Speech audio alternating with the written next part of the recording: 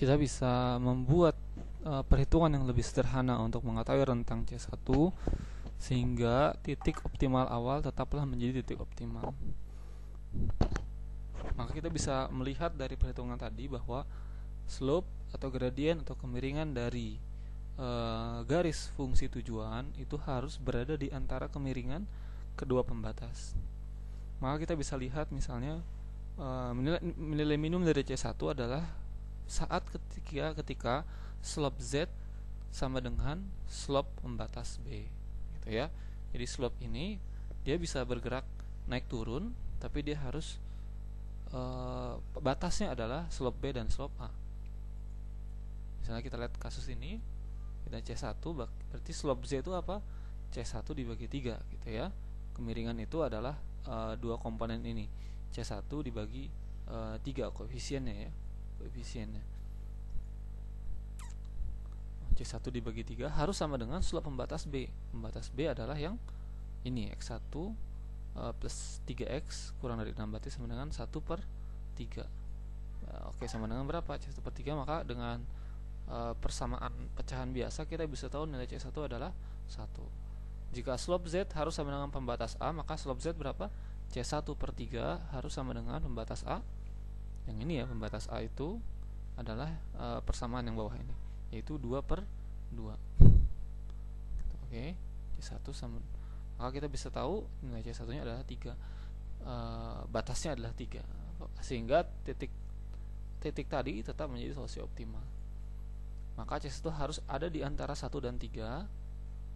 Untuk C1 ya, kita bisa mendapatkan batasnya. Kalau rentang C2 bagaimana? Sama juga, kita lihat persamaannya.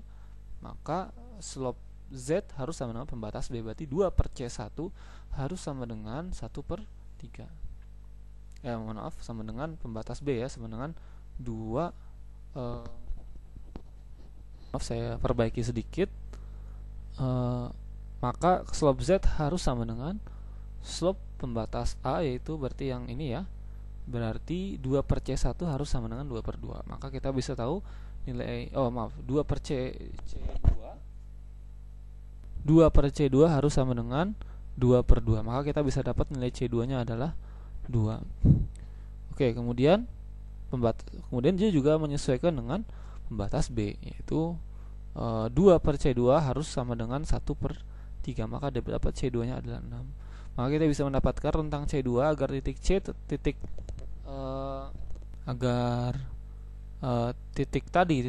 optimal awal, yaitu yang di sini sesuai dengan fungsi tujuan awal tetap menjadi titik optimal, adalah rentangnya antara 2 sampai 6. Oke. Ini bisa Anda lakukan latihan 3H dengan fungsi tujuan seperti ini dan constraint seperti ini. Tentukan batas perubahan C1 dan perubahan C2 sehingga didapatkan solusi optimalnya tidak berubah dengan kondisi persoalan awal dengan menggunakan metode gradien. Tentu ini adalah cara yang lebih singkat. Kita cukup melihat garis dari fungsi tujuan gradiennya, kemudian kita lihat dia dibatasi oleh gradien-gradien yang meliputi dia, gitu. Kita lihat ya, jadi ini membandingkan antara gradien satu dengan gradien yang lain, atau bisa kita sebut membandingkan slope satu dengan slope yang lain.